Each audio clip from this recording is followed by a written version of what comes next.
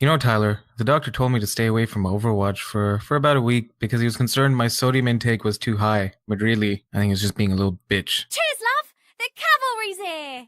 Cheers, love! Find a spot around the fireplace, you goons. Cheers, love! It's time for another tale of Casual Cheers, love! Master The Quest. cavalry's here! Cheers, love! The cavalry's here! Welcome to the Guild, everybody. This is Casual Master Quest, the show where the adventure of video games has no final chapter. I'm Tyler Vidito, and over there is my partner, Nick. Nick, how is it going? It is going in a direction. Things are happening. Things are happening. It is, Nick's. This is going to be an exciting episode. I'm really happy. Yes, I have, I was never, proud of this, but sometimes I like to shoot up Pokemon, hit just straight into the veins, and man, I am on the verge of ODing. I got to be careful here. I got to calm myself down with other, terrible games, which I have the greatest pleasure in talking about. Thank you, Square Enix. However, that is going to hold off for now. Man, Casual Master Quest, episode 27.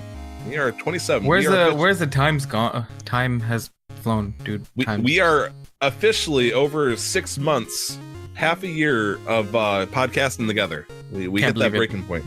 That's awesome. We made it. We've done so much too. Yep. What a place we went to, man. How's your week been like, dude? It's been okay. I've had some issues with school, not in terms of workload, but in terms of not so great instructors.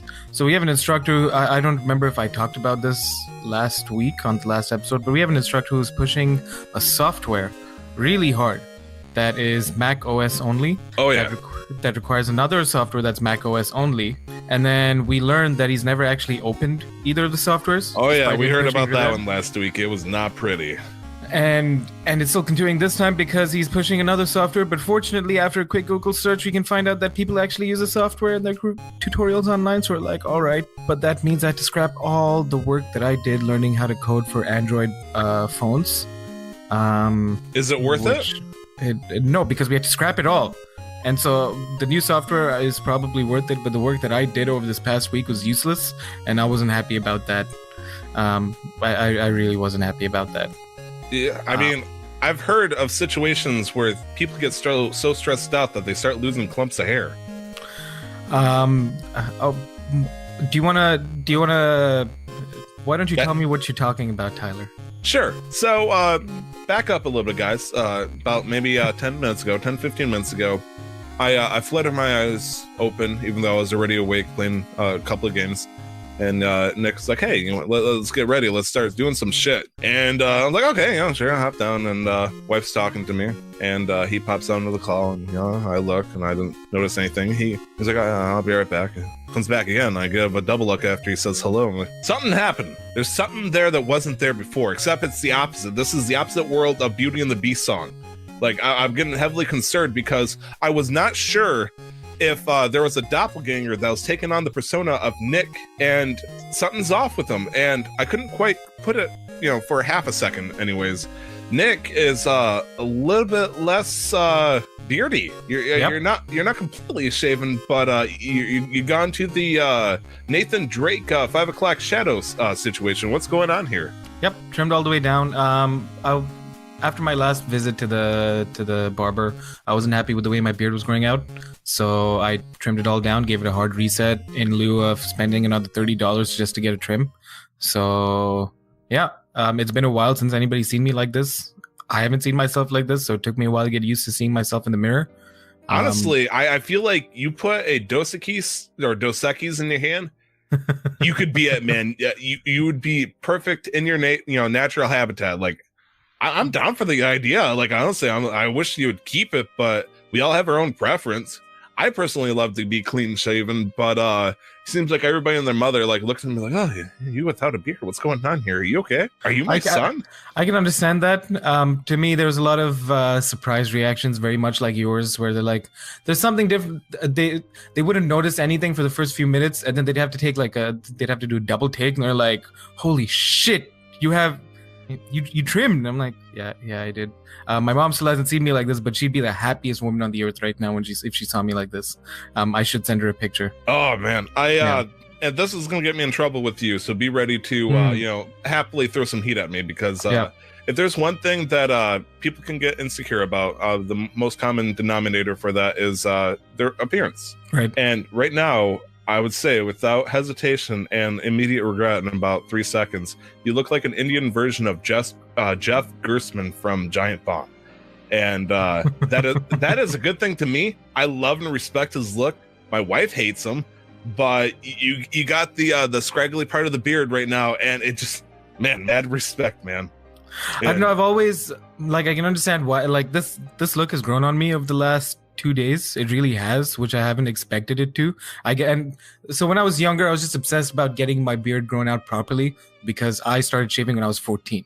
And parts of my face didn't fill in properly, and things were still patchy. And over the last 2 years or so, things have been growing out nice and inconsistently. And so I've sort of reached that goal I had when I was younger. And so now I started off the year with having like really long beard vertically. And I've just been trimming that down consistently until I had like a nice, short, well-kept beard. And then I went through phases, and right now when I'm like this, really trimmed close all the way down, I'm really liking it, but for the audience, he's feeling himself up on his cheeks while he's very much so. Let's see if we can get some ASMR content for the listeners. Okay. Probably not. Probably not. But no, I enjoy a little smooth. bit of thickness. I'm not gonna lie. And I enjoy some of that, like having a little bit of a thick beard, but I've gone down from my long days. So if it's short but thick, that's my ultimate goal right now. In terms of social structure concepts right now, you have really poor timing with No Shave November. Like the one I don't give a fuck. No fucks given. But if we're gonna argue that technically I did not shave, I trimmed. Oh, you trimmed. Okay. Yes, yeah, you're I right. used an electric trimmer. I did not shave. What day of the week did you do this? This was a Thursday, so you did a no trim Thursday? Yeah. A no shave November? What are you doing? No, I'm just messing. Well, yeah, it gives you a chance. You can see or maybe try new things, or you could just retrim the hedge and let it grow and see what you can well, get it's out gonna of take about 2 weeks for me to start seeing some serious growth. So things might change in that time. Is there any kind of oil or anything you applied to, like, I want a natural, beautifully bred beard hair? Like, this should be. Well, so pedigree. I don't know what the length is or when this usually starts, but beard dandruff is a thing. Are you familiar with beard dandruff? Yes, yeah. Right. Okay. Oh, yeah. So when I started trimming down, you could see the patches of skin that were really dry and flaky, and that still happens even with my facial hair being this short, just because the skin is able to finally breathe, but it's still not back to like normal. So I have been oiling and moisturizing more than usual just to make sure that the skin is back to like healthy standards. Okay, fair enough. Any other random tips you want to give for the beard community? Because as someone who has a beard, I'm actually quite in the dark, if you would believe it. Well, really, you have to understand that you have to condition the skin underneath because that doesn't breathe as much, and that's what causes the beard dandruff. Same thing with your hair, but with your scalp hair, it's a whole bunch of different things because you can have really bad dandruff even with short hair. So you want to get a beard balm or a beard oil, and you really need a little comb or any sort of comb to comb it through into the skin, because combs will act as a massage to sort of stimulate the area. And so you're just combing that oil or that balm into the skin, and you have to moisturize daily. Like, that's the thing you have to do. Yeah, got to keep the stuff hydrated. Yeah, I personally love combing my beard. In fact, if there was anybody listening out there, or in the podcast that wanted to give me a nice beard brush comb for Christmas or sooner, depending on no pressure, that would be a great gift. Personally, for me, so tiny little boar bristle brushes. Those are the industry standard. I do believe something like that would be a nice quality of life for me. Yeah. And speaking of quality of life, I made a very healthy purchase, I'd like to think, on my end. Making a little bit more money than what I'm used to. I could have blown it on all sorts of stuff. I could have partied out, bought the most top shelf liquor and all that. But as a responsible and boring adult, I probably made the biggest and most grandpa-ish impulse buy I could possibly think of, beyond overstocking on Q-tips. I went on Amazon, and this situation has been driving me wild for the longest time. I bought 50 pair of black socks. 50 pairs of black socks. Now, see, I can't relate to that because as I've gotten older, I get excited anytime I see money going towards clothes. I was actually the opposite. Like, I was the kid that was like, if you're giving me a Christmas present and I see that it's from American Eagle or something, I turn off immediately. It's like, you're wasting your money. I'm gonna hate this shirt. And it's like, just give me put Mario on it. I don't care. I don't want to see American Eagle.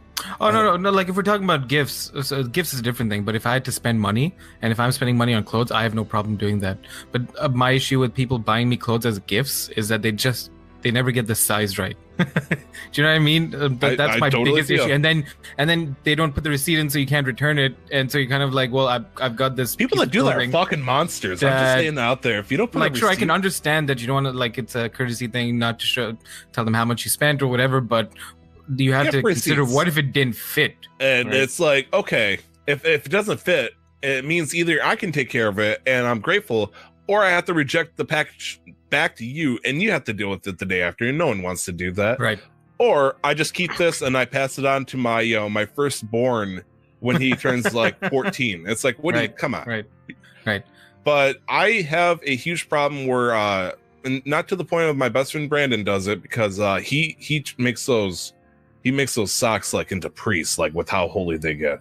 And it's rough. I had, if you sweat in socks enough, they get all dry and crusty, even after you wash them, all that stuff. And yes, I'm talking about sweat specifically. Nothing else goes into those socks. Understood. I am above the age of, 15. Jeez. I own my own house. I can, oh my gosh. Anyways, it's just, I get crusty old socks I probably had with me since high school, and it's gotten old. They're mismatchy, they're faded, they're horrible looking. I like a little uniformity in my life, and I thought if I could buy 50 pair of black socks, I could toss out all the old crusty old socks, might keep a couple of good pair, like the woolly socks or whatnot for special occasions if it's cold and whatnot, and just burn the rest, turn them into dog toys for all the fuck I care. Oh, and it felt so liberating making this purchase at 2:00 in the morning. A great time to make a purchase, as one does. 2 hours after I got my paycheck, I'm like, what could I blow my money on? And it's like, what's something I always wanted to do but never wanted to? It's like socks. And I was like, I had to ask myself, like, the big important question, like, could my wife get mad at me if I made an impulse buy like this? No, she hates my socks too. Let's get rid of these suckers. And it's like, it was win-win. Everybody's happy. Socks for everybody. You get a sock. You get a sock. I like the idea of having a sock for every day of the month. And I got some extras too. May I ask? Yes. How much 50 pairs of socks cost you? $50. That is a good deal. That is a very good deal. That is a very good deal. I can't attest exactly to the quality. It was Amazon. I believe it was Amazon Basics kind of thing. So, Amazon, from the most part, every single time I bought something that was, produced by Amazon specifically or branded by it, not that bad. It's usually I'm used to the you get the money, or you get what you pay for kind of thing. But it's like Amazon's been treating me okay, so I'm gonna give them another shot. They did give me the offer of buy it before you, or try it before you buy it. I'm like, I'm not going to try all 50 of these socks before I give the go ahead. I can't accept 3 of these. Can you refund me for like $3, please? No, I'll get 50 pair of socks and I'll be happy. And over on the video game-ish side of the world, and I'll try to keep this as the main time that I talk about this game. Once again, Pixel Spark. So this was kind of out of the blue, actually. I was talking with them about it before, and it kind of came up, and then it kind of went back down into the dirt, saying, "Hey, things can't happen." I have been playing enough of the Pixel Spark that I was considered and sponsored and asked to try to become a helper, which is essentially the first step of moderation in the staff. Right. And pretty much, I'd tell kids like, "Hey, don't spam caps, you jerk," or don't shout in German. And eat my ass, which has happened. And they was like, "Oh, we only can have 10 helpers, and there's 10 right now. Like, everybody wants you, but Big Boss says only 10. Oh, okay, that's fine. God forbid I just breed." And all of a sudden, a week later, like, "Hey, surprise, you're a helper." I'm like, "But you," they're like, thumbs up their asses, like, who cares? Yeah, details. I'm like, "Okay, sure, fine." So I'm a helper on Pixel Spark right now. Nice. Mostly by the work of Quantum and Snow, the people that we interviewed last one. So I think they put the push forward. and I am now the oldest staff member on that server. Okay. I believe the second oldest is 26. I'm 27, and then after that it drops into the teen range. And I am working alongside somebody that's in sophomore year of high school, trying to keep some of these people in check, and it's interesting. It's very interesting. I would imagine, yeah. Different mindsets, and this actually only happened like about a half hour before we started the show here. I started looking into the prospect of maybe I should get a PS4 Pro. Okay. The talk's been there. It's just PS4 has served me faithfully. Do you have a 4K TV? I do not. Okay. So that works into the first question I asked myself: what is the benefits of having the PS4 Pro? Everyone talks about, you can get 4K. Well, as anybody that ever touched a PS4 Pro or heard about it, PS4 Pro, Sony has pretty much told most developers, give us a pro version of your game, which means either we can usually choose either between 4K graphics or 1080p and a higher frame rate and whatnot. So, right. Yes, please. I'm sure, like, if I could get a PS4 Pro giving me 60 frames per second for Destiny 2, never gonna happen. It's not gonna happen, but one can dream. Anyways, the problem is there are gonna be some games that are just real simple and they don't need the computer power. Right, so it'd be nice to get the 4K part. It's like, how much are 4K TVs nowadays? Because last I checked, just a normal 40-inch 4K TV, we're talking like near $900, $1,000. And of course, I'm on Amazon. Yep. 4K TV, 55-inch for I think $350 American dollars right now. It's going to be cheaper than the PS4 itself, which just dumbfounded me. And it's like, okay, so with a PS4 Pro plus a 4K HD TV of I'm not sure about the brand. That's usually the kicker right there too. Anyways. So a little bit under $800 total, right, with tax and everything, and that is monumentally cheaper than what I would have thought. Honestly, if I was smart, but I'm not, I would get a new computer because I have a computer that was the apex of technology from 2012, and it's been running and holding strong, but it's being held together by duct tape and other nonsensible things. Right. Like the greatest thing I got going for this sucker, because I have a sweet ass computer, but it's also known as my wife's computer right now because I bought her that for her, and I try not to touch it because I got my computer. But my poor baby, she's starting to huff and puff just a little too hard. So I've been trying to think about the PS4 Pro, whether or not to get 4K TV. Let me ask you. Yeah. You currently have a PS4. I have a normal Generation 1 PlayStation 4. Okay. How much does a PS4 Pro cost? A PlayStation 4 Pro right now, if you're to get it brand new. It's brand new, yeah. I'd want the Generation 3 specifically. There's 3 different SKUs right now. The newest one, because it has the best fan cooling system right now, so it doesn't sound like a dying buffalo in a box. Right. That is $399 American. Okay. Now, assuming you get a little discount with Black Friday coming up, let's say it goes down by $50. That's still $350. Plus the other $350. I'm assuming. I mean, that's a pretty good deal. I don't think I'm gonna get too much cheaper for that 4K TV. Right. But we are in 2018. We are at the end of the year. Yeah. We will probably see new consoles in 2020. Is a PS4 Pro worth the investment if you're gonna get marginal graphical improvement? I'm trying to tell myself what game would I make the jump for, because there's a lot of games I could consider making the argument for. For example, God of War. God of War is great, but it chugged really hard when I was playing it. And PSVR, which I can't touch anymore because for some reason I just won't. Even though there's good games out there, shout out the Astrobots. Plays a lot better if you have a PS4 Pro. Right. But those are games I played already. What games in the future would I want to get a PS4 Pro for? Exactly. And the only one that I could think of coming out this January, I believe, is Kingdom Hearts 3. And I don't know if I really need a PS4 Pro. Kingdom Hearts 3 doesn't strike me as a game that you need a PS4 Pro. You could trade in your current PS4 and get a newer generation PS4, like just a regular one. That is true. The reason why the talk started coming up with the ball and chain over there, a beautiful lady, and a couple of things started happening. the buffalo in the box situation started happening. It started making a hell of a lot of noise, Right. a lot more than it should. Tried cleaning out, didn't really quite work out. Then it started randomly spitting out the disc. Okay. And I tried figuring out, it's like I'm trying to play a game and all of a sudden I have to start the whole game over because it just spat out the game. And so this thing is starting to become slowly more and more cursed. Right. And it's also why I love downloadable games right now because, Right. oh, man. Okay, and so I just want to reiterate, I'm not trying to be the biased Xbox user that I am, but Absolutely is PS4 not. Pro like the best investment for your money? If you need to get a new PS4 because your current one is malfunctioning, I can understand that. I can definitely understand that. There was another fork in the road that I proposed Yeah. because I am unbiased in some aspects of the gaming world. I was like, since I have a PS4 and it's holding on its own, it's not top notch, but still doing the job. What happens if I got a 4K TV and then I bought an Xbox One X?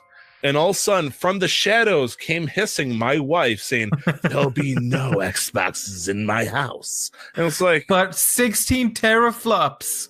but because it's been made absolute almost at this point. The Xbox One X as a console is computer-wise more superior than the PlayStation 4 Pro. Yes, like but, the stats but have shown because of that. Microsoft, they have far fewer games. That is Far also better true. games. Hey, kudos to them. They bought a couple of companies, but it was also for the PC, mostly Yeah. PC RPGs like Obsidian. So, rip.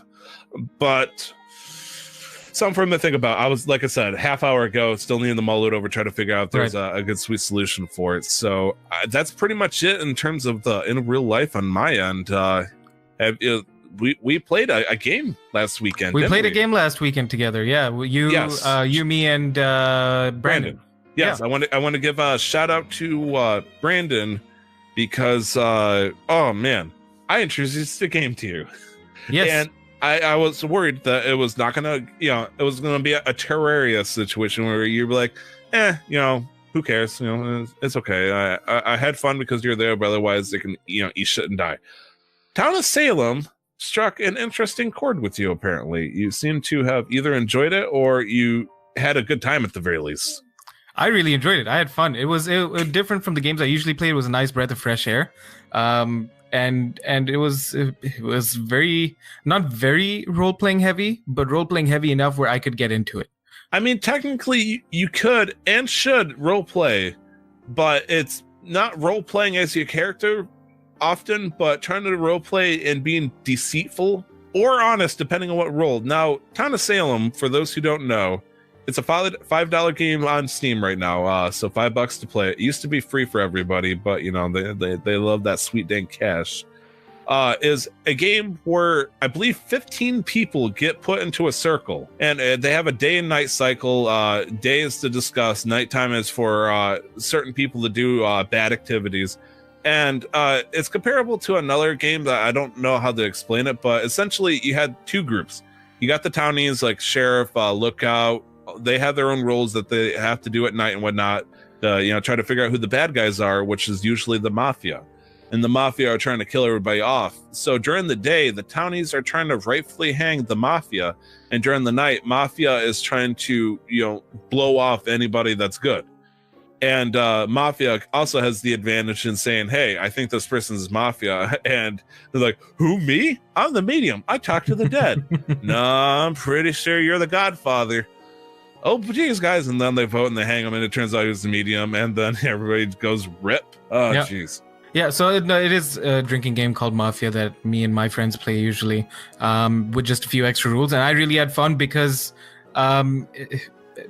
Mafia as a drinking game, there's a certain sort of when we do the day-night cycle, we close our eyes. The people who are the townies and then the people who are Mafia have their eyes open at night, quote-unquote night, when the game cycles. But with this, because it's online, you don't have to do any of that, and just it's a different dynamic, and it felt really it was fun because It was fluid. It was seamless. it was fluid, seamless. There were the three of us. We were playing together. We were sitting in a Discord call together, and so we would try to like one up each other or mess with each other or work together depending on the different roles we got. So that was really fun. And I want to point out the first 5-6 roles I got was executioner, which is Straight. a god awful boring role. pretty much it's like you have one person you got to convince the whole town to execute. And then after that, you if that target dies without being executed by your hand or trying to encourage them, then to become a jester. Jester simply wants them to get themselves hang. And so then you talk too much and things saying, haha, I'm Godfather, better hang me. And then you get smoked by the Godfather usually. And then it's like, oh, okay, cool. That's fine. Fantastic. Yeah. But I played one really good game as a serial killer. Yeah, so you have different factions. You've got the townies and you've got the mafia, and then you've got other individual members that are either neutral or basically neutral, and they can win with certain conditions with certain parties. So a serial killer wants to kill everybody in the town, and including the mafia. So everybody needs to be dead. And I don't really know how I managed it. There were very few close calls, but with minimal chatting and with sort of deflecting the questions in the right way, I managed to come down to like to a top 4 or top 3 position. And so, it was a top 4 position. There was me and 3 other people. Right. 2 of them were convinced. They knew I was a serial killer. I knew they knew I was a serial killer. And when it comes down to the voting session, you need majority vote. So they needed 3 votes to put me up for trial. I mean, if there was 4 people, they would. I think 3 of them would have to vote for you. But there was the one person who wasn't sure, and I think they were there and they weren't AFK, but they just weren't sure what was going on, and they didn't vote for me. And because they didn't vote for me, I killed one of the people who knew that I was a serial killer, and they were still unsure. And I'm like, that's game, set, match. And I remember the story specifically. It came down to you, this person that seemed kind of AFK but was chill, and then the person that wanted you dead. Yeah. And rightfully so. Yeah. And then it showed, I'm pretty sure the person that was quiet had disconnected. Yes. Which means they couldn't Yes, he vote. Disconnected. And so you just pulled off your mask and said, why, hello there. And at the end, he's like, sorry, bud. Sorry for killing all your friends. And it's interesting because Mafia has the advantage of figuring out who the serial killer is with the right people. Problem is, though, if the Mafia say, I know for certain that person is a serial killer, only Mafia have certainty in knowing that would risk revealing them as Mafia. Right. And so they got to try to figure out, there's a system of death notes, which are more comical than anything. Pretty much, a killer saying, your blood is so good. I'm so mad. I played around leaving notes in relation to some radical religion. I'd kill somebody and be like, they have now left to join the Holy One. and meanwhile, he keeps choosing the name of well-respected porn stars. Congratulations. Oh, to that. Yeah. Yeah, there was only the one time where one of my names got recognized, so I feel really bad. Like, I'm a little sad that I didn't get more recognized. There was one time where somebody, and it was a game we had to disconnect from for some reason. Ooh. I can't remember why. We get into the lobby, and he's like, oh my goodness, I really love your work. And I'm like, thanks. Man. But no, I really had fun. It's just nice because even with playing with friends, you still get a small amount of being anonymous because you get to choose your name at the very beginning. And you got to be careful because you got to figure out how fast you type and whatnot because they can hear you all that. What is a name that's inconspicuous? And Nick blew me out of the water with his mysterious porn star names. Brandon, I don't know what the heck he was doing. And me, apparently I kept giving myself away almost immediately because I am a goddamn book that can be read. And it's just interesting because I think there was a point where one of us was Mafia, one of us was Townie, and one of us was like a serial killer, or 2 of us was Mafia. And like you could see the curtain nods and the kind of wink at each other. There was a point where I realized it was Brandon, and Brandon was, I think he was a Townie and I was a Townie, but we weren't sure and we were scared of each other. Right. So I jailed him. And so I was like, tell me why you're not the Godfather. And I heard him typing furiously. I'm like, oh, this is Brandon. So I was like, I'll let you go this time, Brandon. And I just see him look up and look at the screen to look at me. I'm like, yeah, we cool. Yeah. Nick might be a cheating son of a bitch, though. He might be off to kill us. Oh, man. That was a great game. So that was Town of Salem. What else? Before we get into the Pokemon specifically, what else have you been playing, Tyler? Sure. I've been trying to get back into it, and I did this week. I played about maybe 5-6 hours of Shadow of the Tomb Raider, the latest Tomb Raider entry by Square Enix here. I've heard a lot of people not happy with it, very disappointed with this last entry. I would like to humbly apologize for how I'm gonna go with this. I am really, really fucking pissed with Square Enix right now. I have had nothing but love for Square and Square Enix throughout the 90s, throughout the 2000s. They've given me games that treated me so fucking well, and it just irks the living fucking shit out of me to see them go downhill so fast. I've grown up on Final Fantasy games. Kingdom Hearts, scored my heart. Tomb Raider, in the later years. And all of a sudden, it just seems like they keep screwing up one after another after another. And this past rolling year alone, they got rid of Hitman. They gave it up, the company to it, and which they made their own Hitman 2, which came out recently. Actually, it's a good game. They fucked up with that. They screwed up a little bit with Final Fantasy 15, especially, with all this god-awful amount of DLC that they keep buying. A virtual reality for deep sea fishing in the Final Fantasy 15? Okay, sure. They announced recently that they had a lot of DLC that they just canceled because they realized no one wanted to buy the shit, but they're keeping them out. They're complaining that Shadow of the Tomb Raider did not make that much money. And it just stinks because I love Tomb Raider for 2013. It was a great game. Rise of the Tomb Raider was a little bit rougher, was the same thing though, and therefore I liked it. Shadow of the Tomb Raider it's not good. It stinks because it's almost Red Dead Redemption gone wrong, even worse, where they worked what it looks like there's a lot of good shit in there, but there's no screws in the goddamn machine, so things are falling apart at the seams almost instantly. I made a tweet about this as a joke. One of these sections I played while drinking. And it got so goddamn awful that I was looking at my wife saying, am I drunk or did she just do that? And she's like, yeah, she just did that. Laura is having a good time. She's focused a little bit more on her friends and whatnot than the tombs anymore. She doesn't sound so egocentrical, whatever the term is, mostly because she's by herself now when I'm playing with her. Everybody's like, I'm going to explore this tomb. Oh God, the door closed behind me. I gotta pass the 3 trials to get to the secret chamber area. All right, I think I might find another way. You're not gonna find another fucking way. I'm sorry. That's if you can if they can circumvent 2 millennia's worth of booby traps and buildings and whatnot, and just take the back sewer 10 feet. Why the fuck didn't you just do that? But Laura's like, I gotta do it the right way. So. Been a couple of issues with how much they hold you by the nose with this, and I could talk about animation alone. Animations have been so goddamn wonky that it's almost comical at this point. If this game was a comedy with action in it, I would be laughing so bad. There was a point where she was climbing up a rope, and when she jumped off, she did a reverse backflip that defied physics and her own backbone, and then landed, I think, on her side, and then just switched up right instantly. It was like, I thought she was a vampire for a second with how well, it was like, wow, man, you did some stuff. You're very flexible, Laura. You're a Croft. Yeah, I've heard a lot of complaints about the animation, about the gameplay, just about the game in general.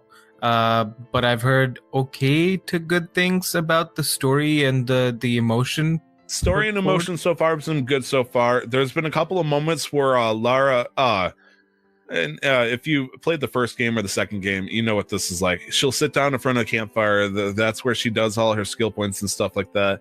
And she'll start, talking about the situation and her own reflections on it. Every time she sits down, I'm going to say, all right, well, what about Trinity is she going to talk about this time? Oh, they're big, they're bad. They did naughty things to my father. There was a very good flashpoint where I get to play as her when she was 10 years old, climbing around the castle or whatnot. And if I seen a 10-year-old climbing 250 feet high into a roof, I'd be terrified. It was impressed. I also don't understand her father did 20-year-old took 20 years to make a puzzle in this one room that she solved in the course of 10 minutes. And It's like, what's the point? Why did he do that? Did she do this every Tuesday to get better at this weird chess game thing? The biggest boss I've seen so far is a jaguar. The jaguar and its evil brother, who I both killed. And she now wears the skins of the jaguars, which makes her stealthy. The last thing I can think of that it kind of it just burns my ass because they keep screwing up. They keep delaying the stuff that people want. They keep shutting off everything. And the biggest hot thing that we gotten from Square Enix right now is The Quiet Man, which has been shat on by almost everybody that I've heard so far. And it's really disappointing. I've completely forgotten about that game. It sounds like it was really quiet release. It was oh, jeez. But I like the one thing that keeps sticking with me so far. I'm going to keep playing it because I don't have a full review on it, even if I am like hating it. I'm waiting for a turnaround point to change my mind. I'm open to that redemption because Tomb Raider has done that with Rise of the Tomb Raider. I really liked it towards the end. There's one part that stuck with me. I'm in this giant, think of a tower, the inside of a hollow tower, bottomless pit, and there's like moving poles and stuff swinging around inside this thing. I need to go down to activate this thing to start spinning around so I can climb up to the top and complete one of the trials. It wants me to do about 50 feet of wall climbing to get to a platform that's right below me, about like 10 feet below me. Like, Lara has jumped down holes in this game, and I've accidentally screwed up, and she's fallen like 150 feet, breaks both her kneecaps and all that stuff, still survives. Of course. I'm like, why do I do the wall climbing? The platform I need to get to is like right below me. I drop down 10 feet. She starts screaming like she's, bloody murder, and then dies. And it's like, it's just poor game design. Like, they put up, I don't know, a fucking rock there or something. Don't let me jump. Don't give me the chance to try to circumvent the puzzle and then punish me for it. I understand having areas where you're not supposed to go, and so just having like death walls or death areas immediately. But when it's game breaking immersion like that, it's kind of jarring. There was fences everywhere. I don't know why they just didn't put it high enough to where I couldn't, climb over it. It was literally a open platform jutting over into this hollowed out death pit with the platform right below. It'd make almost sense. It wasn't even like a small thing like I had to, try to aim for. It was a very long pathway. I could have just jumped down and carry on. I also want to point out that there's a lot of controls that they explained one time, and then there's even times where it's not even in the control schematics. For example, there's a new thing which I thought was pretty cool, where if you're hanging off of rocks with your mountain claw things, the things that you not grappling hook, but the things that people ice climb, the ice picks, the hooks. Yeah, ice picks. If you're hanging on from those, you can just slap a rope into the rock, because that's how that works, and then just go down Mission Impossible style, swinging around on that. Every button that I tried did not work, and I looked at the control schematic, it didn't show it. I had to look it up to find out it was L2 again, because I haven't played in 3 days. Right. Another thing that I know I'm going to keep ranting on this. I learned recently to use the ice pick as a melee weapon is triangle. You do anything with the ice pick, it's triangle. When you're jumping out a rock and you need to hook onto it with the ice pick, I hit triangle, and then I fell to my death. It was vicious. Turns out that was square. That makes no sense. It doesn't make sense. It's like, you never use square for anything else. Why use it for this one? Just use triangle. I mean, it's like I'm going to swing out my pick either way. But that's enough of that. I got my game and I got your game. Which one do you think would be a better fit for this one? We're gonna lead with my game. Okay. Nick has a secret game on his list. Yes. Here, so right now we're recording and we have cameras so we can see each other. So I'm about to hold up the game, and we're gonna let Tyler record his natural reaction, and then we're gonna talk about it. Let me vape real quick. Yeah. Oh. Yeah. Oh, yeah. I couldn't help myself. So I bought Let's Go Eevee. I was on the fucking mark. Probably. Yeah. I was bugging you, but I was like, you're talking about 90. I'm like, what did he? The only thing I think of that was 90 Canadian was that goddamn awful bundle. So what Nick showed me was, for obviously the people can't see, he showed me a copy of Let's Go Eevee, which he's been alluding to. Like, I might not like it, but I'm still gonna get it. I couldn't help myself. I had Pokemon fever, Tyler. I had Pokemon fever. I couldn't help it. I saw it and I'm like, I can't blame you. I got it too. I will say everything Pikachu, everything I was upset about before this game came out, everything I slandered the game for, I still agree with. It's okay. You can hold on to your grudges and whatnot. But I enjoyed what I've played of it so far. How much have you played of it so far? I want to say about 4 hours. Okay, so you are actually further than me. And I picked it up just yesterday. I hope so. Yesterday was the day it came out. That's true. That is true. that is a very good point. Okay, before if we you got get on into Thursday, I would have questions. What's your sources? before we get into that, I will say when I went to pick it up, and this was a very impulse buy too. I was on my way home from school. Yeah. And it was like just before the stores were about to close, about 30 minutes. I walked in, I'm like, do you guys have any copies of Let's Go Eevee left? And they're like, yes, we do. And I'm like, fuck yeah, sign me up for that, bitch. I want one. And they're like, oh, and I'm like, yay, like officially this is the first game I'm buying for my Switch. They're like, oh, really? Let me get you some. And they gave me a poster and they gave me some codes for Ultra Sun and Ultra Moon for Pokemon. And because of school, I didn't know that this was a distribution, but Zero Aura is on distribution. It was on distribution in North America. Now, Zero Aura is Pokemon number 807. It is tied to a specific movie. I can't remember the name of the movie.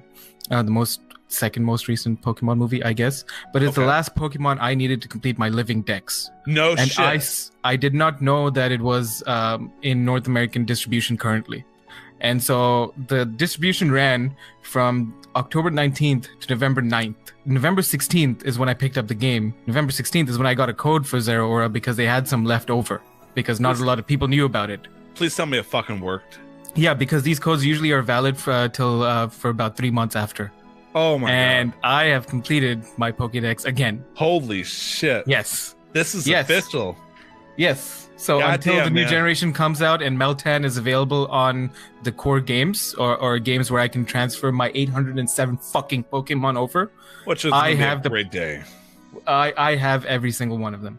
Congratulations! Thank you. I was really like yesterday was like such a good day. I get home, I can play this fucking Let's Go game on my TV. I can play a Pokemon game on my TV, Tyler. And it is. Okay. Let's talk about the game, man. Let's talk about it. God damn it, I'm actually. I figured you would get Pikachu, so I'm like, I really wanted Eevee from the beginning, but I'm like, it's good that I got Eevee too. So are we not friends on the Switch? Yeah, we are. That's why I was very specific about when I played the game. Oh, are you so I could keep it a surprise? Serious? I'm 100% What, did serious. you play it when I was at work last night? Yeah, because I got home pretty late, so I was playing it all night. Motherfucker. Okay. So that you wouldn't see me online like, hey, he's playing Let's Go, whatever. Like, next minute, message, oh man, school's been so stressful. I've been so busy. And I was like, oh man, he's not gonna have time to play anything. That's okay. I can talk about Pikachu. Meanwhile, he's hiding his goddamn shack while I'm out, slaving on the roads over here. And he's like, I'm all for honesty, but some amount of deception or misdirection is needed every now and then. I think that's why you really love Town of Salem, because you are a honest, respectable person, but the moment it calls for it, you got the mask ready. You're ready to make some things happen. Okay, so yeah, Let's Go Pikachu, Let's Go Eevee. First question I got: did you get the collector's edition that comes with the Pokeball? No, they were all sold out in the first hour. That's what they were telling me. The pre-orders were so high that they weren't able to bring in all units for those pre-orders. Oh, geez. Yeah. Second question is, this is personal opinions. Do you think that would have been worth it? If it was there, would you have bought it? No. Okay, because not at all. I also agree. I had a friend who also bought Let's Go Eevee, which, yeah, your decision, I guess. Yeah. And he was like, "Oh, Tyler bought a digital, but he's not going to be able to get the bundle to get the Pokeball and Mew." I'm like, I look it up. I'm like, okay.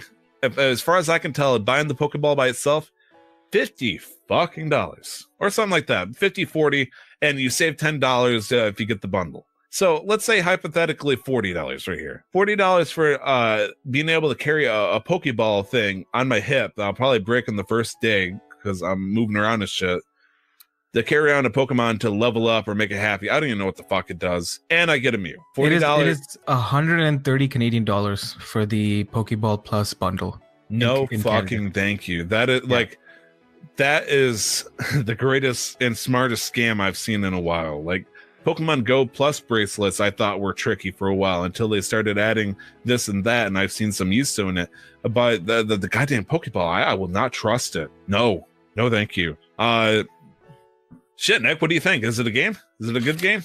It is. So my issues with Let's Go Pikachu, Let's Go Eevee were the fact that they were catering to the casual audience of Pokemon Go. But in terms of playing devil's advocate, they were trying to bring over a new audience to the core RPG titles whenever they launch next year, which I can understand, but I did not appreciate the hype of it. But that's a business thing, and this is like my own personal opinion. So take it whatever way you will. I was just not as excited as I would have been for any other Pokemon core game. Now, I still agree. I still think that the way you catch Pokemon is garbage.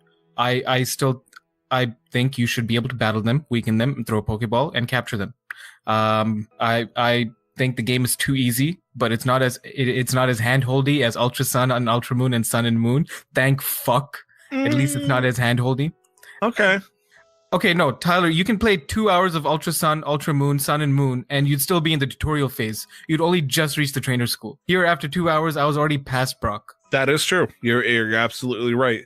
But the counterpoint that's because that this is based off of almost wholesale Pokemon Yellow.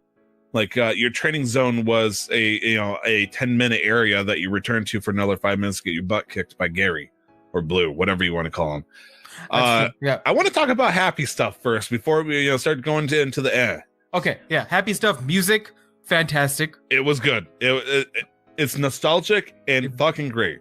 The fact that I can hook it up to my TV and it looks like how I think a Pokemon game would have looked like if you asked me 10 years ago how a Pokemon game would look like on a TV, this is pretty much what I imagined. The only times that we get to see like Pokemon of this quality is like almost in a Super Smash Brothers game or a Pokken tournament. And honestly, it's like, holy shit. I've been used to like looking at it in 3DS graphics and they're good, but they're not that great. And this looks wonderful. It's amazing. And seeing the Pokemon in the overworld, partner play with your Pikachu or your Eevee is some of the cutest things I've ever witnessed in a video game in my life. Oh my gosh, I love the idea that I can dress up my Pikachu. I have not got anything else besides the starter thing. Yeah. And so for me, I'm not sure if it's like this for you. It's Eevee. I got the dress up just like you. So I got a hat and a red vest. And the way he wore it, I immediately realized like this guy, my Pikachu, who I originally named Trongadonga, which is a bad joke with other people. His name was Trongadonga. He was wearing the hat and the vest in such a way that he reminded me of your stereotypical Chad from a college, right? Like a Chad character, a big buff, And so I renamed him into Pika-Chad. And so, whenever I use Chad, I'm like, go Pika-Chad. And he runs off my shoulder as I almost literally throw him into the ground to jump off. There are some really nice quality of life changes, like being able to rename your Pokemon on the fly. I really appreciate that. Accessing your PC anywhere you go, essentially. I don't like that. You don't like that? No, I don't like that. Is that too quality of a life thing for you? It removes some of the challenge. Tyler, when was the last time you struggled to get through Victory Road? For me, it was Generation 4, where I had to think about the Pokemon in my party. I'd go 2 battles into Victory Road, and I'm like, shit, I'm out of meds. I have to go back, heal up, and then come back and proceed. Go another 2 battles in, like, shit, go back, heal up, and then come back and proceed. Victory Road was meant to be a challenge. With this new system, I don't like it personally. Are you concerned that somebody does Victory Road and their team gets beat up, and rather than going back and trying again, they're just going to pull out more Pokemon out of the PC? Yep. I guess they could, but in my instance, like, all my Pokemon there in the PC suck. So it's like, I'm gonna like, let's say when I eventually get the Victory Road in, I'm gonna put a little pin in this. How far are you in the game right now? I'm on my way. I'm in Vermilion City. Okay. Yeah, and I just arrived at Vermilion. So you're heading towards Vermilion. Okay, so you're heading towards the Lieutenant badge. So 3rd badge. That is for okay, my bad. Yeah. And I am currently on the Golden Nugget Bridge, so I'm pushing towards the 2nd badge right now. So I guess like if I was playing in Victory Road at that point, I'd probably have a badass team around like level 45 or something like that, level 50, depending on how the level scaling, which is really weird in this game. All the levels are lower for me, except for the gym leaders. They go back up to normal and a little bit higher, but it's like trainers are throwing out like level 3 Weedles, and all of a sudden it's like level 12 Onyx. Okay, sure. Jesus, that's the jump. Because if you're like me and I like to spoil a few things, I'm not going to spoil much, but really all you got to do is capture a bunch of Pokemon for about 10 minutes, Yeah. and all of a sudden you're gonna fight your rival or your partner in the game with a level. He's got a level 5 Pikachu. In my case, I had a level 12 Eevee. Yeah. Because all I did was just catch Pokemon for a little while, because it's supremely easy on the in handheld mode. I don't have to flick a controller or anything. All I got to do is press A, aim it using the motion controls, and then press A again. I think what happened in this situation was I was catching Pokemon left and right in each zone, but when I got the Viridian Forest, I was like, fuck these Caterpies, fuck these Weedles, and I just kind of ran right through and just burnt right through it. And so I skipped like a huge chunk of a chance to get a bunch of experience out of that, which is probably the weirdest thing for me so far. Is the most or the best way to grind experience for your Pokemon is by trying to catch other Pokemon. Yep. Because battling is finite. That is weird to me. Having a limited amount of people to be able to catch or level up your Pokemon with. A couple of things I'd like to show some respect for. I was talking with Amanda about this. Like, man, my rival's really nice, even though he looks scary as shit. I kind of wish they had a Gary in this game. Yeah, and lo and guess who behold, shows up? From the motherfucking heavens, there's a point in this game that shows that Blue, not Gary, but Blue, has a presence in this game. I don't know how, when, or why. I know for a fact that he is not the gym leader of Viridian City, because we can see very clearly in the trailer and whatnot that Giovanni is going to be a thing in this, and it would make sense. This is not Generation 2 Blue, even although it doesn't make sense in this case, because in Pokemon Yellow, Blue technically should be the same age as our characters in this, but in this case, he looks a couple years older now. He's not an adult or anything. Honestly, but I can't even tell. Like, he looked shorter than me, so I thought he was a kid. Oh, did he? Yeah. Okay, I could have been wrong. I haven't had a chance to my first encounter with him was after Brock, but I have not actually battled him or anything, so I don't know. Yeah, what you don't meet like, him after for a while. I can tell you that much. It's okay. I'm gonna say it's like I don't know if he's currently like ex-world champion. He just got his butt kicked, so he's been brooding for the past couple of days, kind of thing, or if he's like, I've been out 2 weeks before you have. Yeah, smell you later, sucker. Yeah. I don't remember. So got that going on. Another thing I appreciate, big shout out to Pokemon Yellow, is they introduce Jesse and James from Team Rocket. Mm-hmm. They make an interesting presence in this. For some reason, they murdered Meowth's voice. Meowth doesn't talk. Yeah. I don't know why that. I found that weird, but I think that was the case in Pokemon Yellow as well, because that was the first Pokemon game I played, and I don't think Meowth had actual lines. Oh no, Meowth. I mean, besides Pikachu, no other Pokemon were present like as a partner besides people. Like those Pokemon, like maybe a Snorlax or two, but yeah.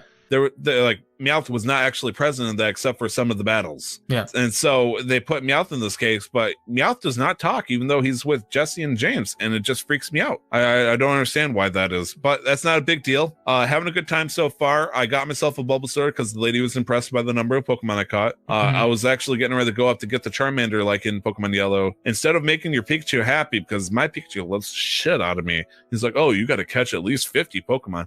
Okay. Yeah. That's why I was grinding Pokemon. That's why my Pokemon were over leveled before I even got to Nugget Bridge, and that's why I beat really? 50. Yeah, because I did spoil that. I didn't know if you knew that, so I spoiled that a little bit for myself, because I don't mind. It's just the storyline concept behind that is in Pokemon Yellow, the guy originally is like, oh man, I want to take better care of my Charmander. I just don't think I can do it. I feel like I'm going to neglect it. Hey, your Pikachu loves the shit out of you. Will you take this Charmander and make it happy too? Yes. That's and how that works. Along with so very, very kind of close to the anime where Charmander was abandoned to some extent. And Charmander was abandoned, and then Ash found him, and he's like, I can take care of you. Like if the cartoon was like the dark end of what happens if Ash took like an extra 2 days to get to where he should have been in the game, and the guy's like, I'm gonna fucking abandon. It's like I love him, but by day 2, standing out here trying to find someone to pawn it off to, nope, here it's gonna rain, die. But in this case, he's like, oh man, I think I'm a bad trainer. I really want someone to take good care of this Charmander, because it's like I don't have any other Pokemon that I can take care of like this. Right. I need them to get better. And I was like, yeah, sure, I can take a Charmander. And then he looks at me like, get wrecked, son. I caught at least 50 Pokemon, which you have not done. You got to at least do that if you want to. It's like you have 49 other Pokemon that you were neglecting, but this is the one that you want to give out. What's going on here? Yeah. Like, Pokemon PETA needs to get in here. That's my issue. Like, the game reinforces Pokemon Go so much, especially with the catching mechanics. And I still haven't even encountered the part where you're supposed to do something with your phone. That's in Fuchsia City. Fuchsia City, aka Koga. Yeah. Okay. That's where the Pokemon Go Park is, or something. Probably to replace the Safari Zone, if I was to take a wild guess. Yep. Oh boy. I would imagine so. But yeah, no, it's. I like it. It's different having the Pokemon spawn in the overworld and then you go and interact with them rather than you running through the grass. I can appreciate that being different. Have you been Poking chaining? I've been trying to, but then I'd always run into fucking Rattata and be like, it just break my streak. I mean, you have to catch it if you run away and run into the Pokemon. It breaks your combo. I believe it breaks your combo. So if you're trying to like farm, like for me, I guess I was trying to farm Mankeys or something like that, and some dickhole Spyro just comes your way, charges at you. Yeah, I believe it breaks your combo. So I can appreciate that. I don't like it. I don't hate it. It's different. But I really do dislike the way you catch Pokemon. Yes. I actually had a couple problems with this because I was excited when I, first downloaded the game. I put it into the TV, my computer TV right here. And I was like, I can't wait. I'm going to use the Pro Controller. I'm going to charge it. Meanwhile, somewhere around 3 o'clock in the morning, some Japanese developer for this kind of like chuckled softly to himself in his sleep. And it's like, you can't use the Pro Controller. Why not? I found out that, from what I can tell, and I'm hoping I'm wrong, prove me wrong, please. You either can use it handheld, use both Joy-Cons on each side, or if you have it in TV mode, you only use the right one only, and you can't use the left one unless you have a second player locally. You can't use the Pro Controller yet. Which is what me and Eugene did, my roommate, yesterday. He played with me a little bit. Now, explain to me, because I've seen a stream, I've seen weird things where I had originally came under the mindset like, oh, if somebody over the internet wants to join me, we can party up and run around the thing. That is not the case. That is not the case. Over the internet, the only thing you can do is trade and battle. Yep. Locally, through there is a local thing where you can put two switches together. I don't know what that does. And then there's not heard about that. And then, there's the option of doing local versus over the internet. And then no, that's still limited to battling and trading. That's stupid. But then there's something else, super local, split. It's not even split screen, but same console thing. Amanda tried to explain this to me, but I feel like you'd be better suited for the. What's going on here? If somebody picks up the second Joy-Con and pushes a button, what happens? They join as another player on the same quest as you, but they can't interact with anybody or any Pokemon. Any battles that you join become 2v1, and they have that's horrible. Yeah, and they have the same Pokemon as in your party, and they'll always start with the second Pokemon in your party. Now, do they use your Pokemon? Yeah. So you have a party of 6. They'll start with number 2, and so they have 3. You have 3. Okay. Yeah.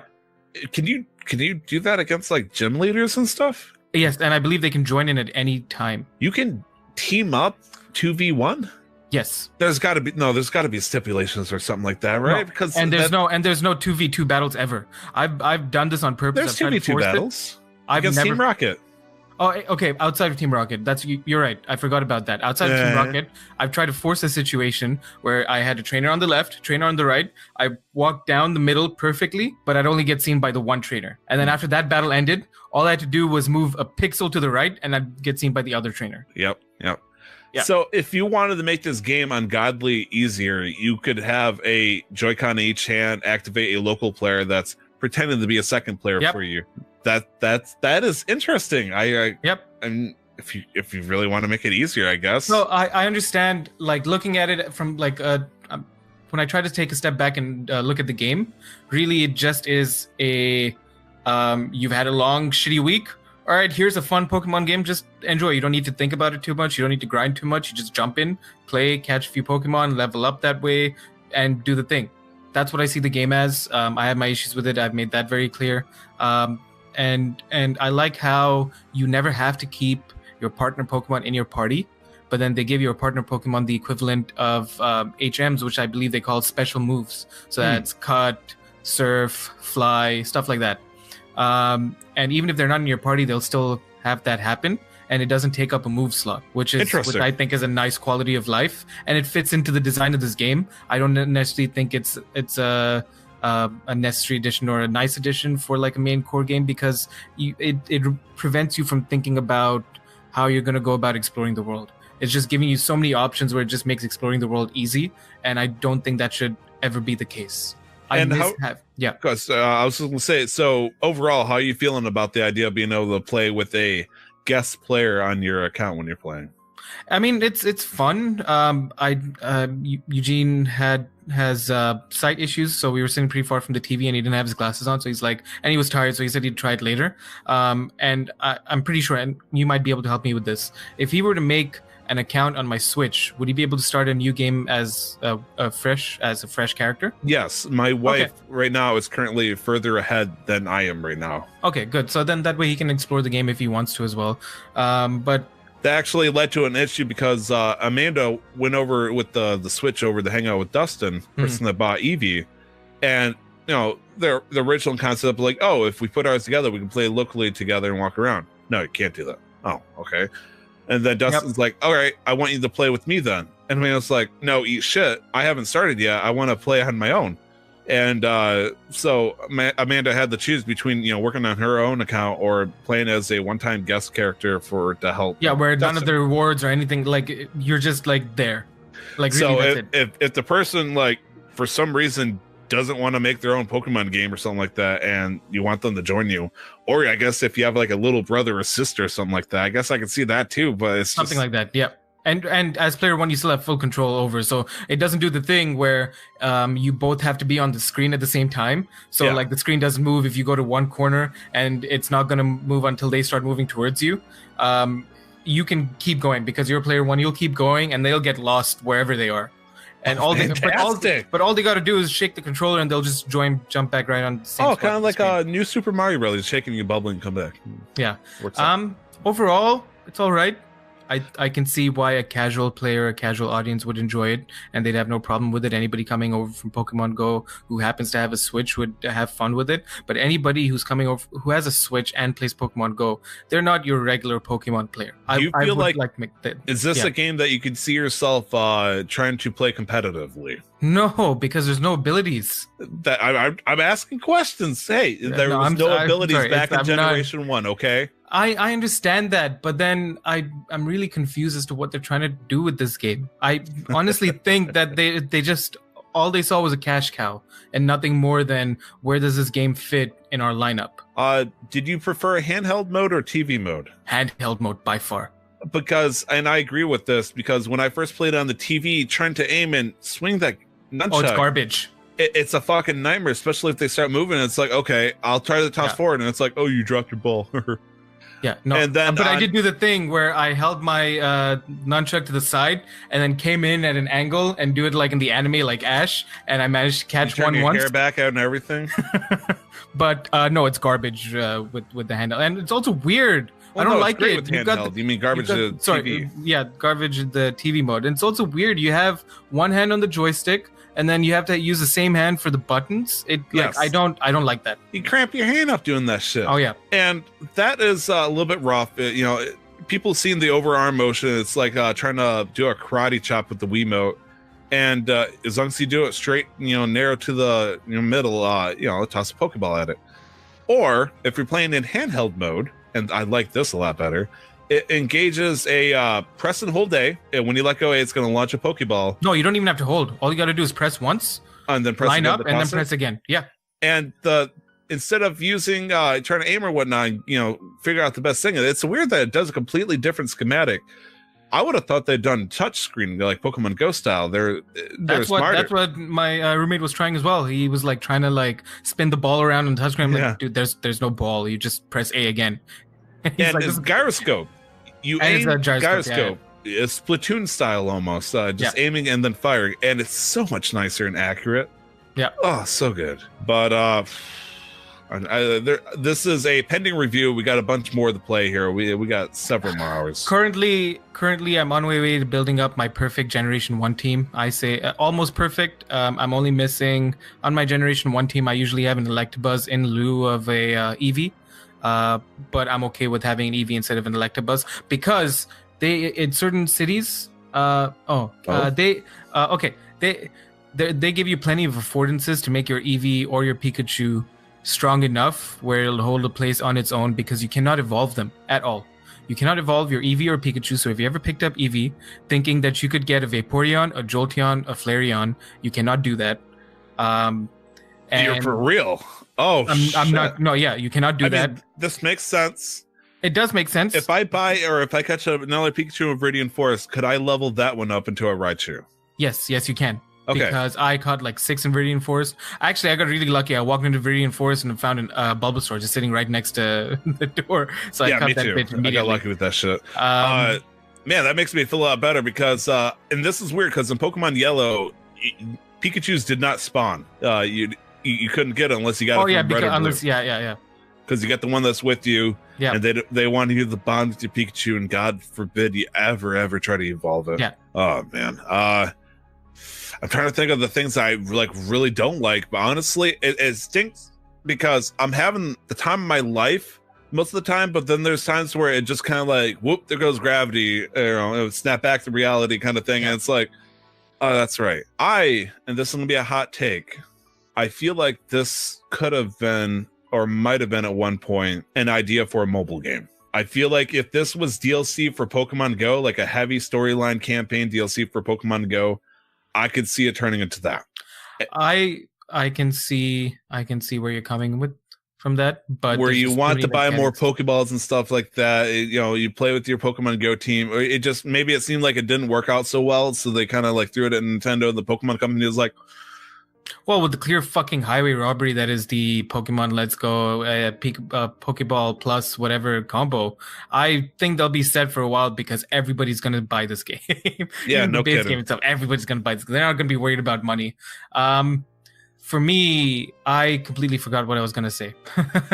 So I think I'm gonna keep Pikachu on my team till the end of time because he's my homeboy. No one touches his Oakleys. This is not like you're gonna run into a couple of move tutors for your partner that'll teach them a bunch of different. Oh yeah, Pikazap, Zipazap. Yeah, and so there are other types. You get fairy, ghost, dark type moves. And so, like I said, there are plenty of affordances where they allow your partner Pokemon to keep up with the flow of the game. And it's interesting because from what I can tell, if you don't have Pikachu on your team or Eevee on your team, it will still perch on your shoulder like a goddamn parrot. That's a really nice addition. It is really nice. Immersion wise, I think this game is pretty good. I think they did a really good job of making a really dynamic environment because there are things like where if you visit the museum in Pewter City, and if you have a Nidoran male or female, any of their evolutions out and they're following you, if you pass by the Moonstone, they'll veer away from you and stare at the Moonstone because, as we know, Nidorinos and Nidorinas evolve via Moonstone. So it's just little shit like that I find weird interactions amazing. You didn't notice. Like, it's like Pikachu ran away to look at this. I caught a Pikachu in Viridian Forest, and so I had a Pikachu out of the Pokeball with me. And he was just running circles around me, going further ahead, just zipping here and there. And it's just a really little happy little fella. Honestly, like, immersion wise, just like walking around, it makes you feel good and happy at times. This game is fantastic. And so I'm just really split. For me, it's like a solid, if I had to give it a number right now, it's a solid like 6.8 out of 10. I will not give it a number this early in the game. At the moment, that's what it's about, but it could change. But I'm still very, I'm glad I was right. Catching Pokemon, I was not happy about that. This is a game I feel like I'm probably gonna play, maybe try to get some shinies using the Pokechain because that's one of the biggest things about Pokechaining. If you try to catch the same Pokemon over and over and over, I believe the more you push it on, the better the Pokemon might get in terms of IVs, and more importantly, there is a higher chance of a shiny version of that Pokemon appearing when you try to catch it. And people, have been running around with Mew and their team because they're god awful suckers that paid $50, $40 for that fucking ball. This is a game I know I'm going to play. Once I beat it, I'm probably going to put it down, kind of thing. Because after that, it's like, what is my after end game at this point? Maybe try to catch Mewtwo, if that's a thing. I don't know. For me, I can tell you what my end game is. There are these people in the world known as Pokemon Masters. Yeah. Where for specific Pokemon, and you have to challenge them to battle using that same Pokemon. So you'll have a Bulbasaur Master, you'll have an Ivysaur Master, you'll have a Venusaur Master. Okay. And my end game is getting all of those titles to become the Pokemon Master. And I'm sure once I link my Pokemon Go account to the game, things are going to take an interesting turn as well. So I'll see what happens with that. Except for Meltan, and I'm not sure how that works. All you can really do is send Pokemon from Pokemon Go to the thing. Okay. Don't step in my dreams. Let me have dreams, man. Don't let my dreams be made. I'm sorry, Tyler. But that's Jeez. Pokemon Go for this week. There is one last game I'd like to touch on real quick. Yes. It's a game that I didn't personally play, but I watched a lot of my wife playing it, and that is Spyro the Reignited Trilogy. I never played Spyro growing up, but this game looks fantastic. She beat the first game in 6 hours, and she had the time of her life up until the very end because the boss is a little difficult. Not too rough, but it's just, God forbid they put a semi-decent hard platforming challenge that she just had a little trouble with. And if she died, she had to start the process over and over. And it just from the beginning, I think there's like 5-6 stages, and she kept dying at stage 4, so she kept having to do the first 3 stages and just irked her. But even then, she beat it. She's working on Spyro 2. It looks glorious. Like if there's any way I could somehow give more praise to Insomniac's Trilogy getting such a glorious update to the modern HD world, I don't think I could give it. Like this Spyro is the first video game that I've ever played. Oh, I'm sorry. First 3D game, because I realized I had a Super Nintendo before I got the PlayStation, but it was the first game I ever gotten on the PlayStation. I played it, fell in love with it. Didn't get to play 2 as much. I played Spyro 3 Year of the Dragon. That was a fucking blast. And just watching her play these levels over and over, just seeing everything look good, man, it hits you right in the nostalgia. Yep. And even if you haven't played or beaten it before, it's still fun. Oh, no, it looks fantastic. It's unique because when people think of platformers, like, the most notable one would probably be Mario or Mario Odyssey in this case. And people, Mario can't glide as well. He can jump and stuff like that, but he's not very horizontal at times. He's mostly vertical, and the people learning that there's, different types of challenges by exploring places that are really far away versus, trying to jump up to something. And I felt like Insomniac had a good level of joking around and whatnot. Like, for example, back in the day, the first boss was Toasty. And when you open the dragon that's right for the boss, and the guy's like, "Watch out, Spyro. Toasty has a couple of tricks up his sleeves. Don't give him any slack." And then Spyro torches it, and it turns out that it's this giant scarecrow with a scythe, and it's really just a sheep on stilts. And it's like, oh, that's the big trick. Ha ha ha. And there was a time where she was doing a level in Ripto's Rage today, and it's like, "Oh, save us from this evil Yeti. I don't know why I have like a light German accent." And she gets to the end to fight off this Yeti that's like yelling and shit. And like a giant statue just comically lands on him, kills him. Congratulations, you beat the boss. And the guy's like, "Oh, I didn't think it would be that easy." I was like, "Oh, okay." And maybe they were trying to build a plot design, and they're like, screw it, drop a statue on him. And it's funny. It's fun. I've had a good time watching her play, and I can't wait to play it myself.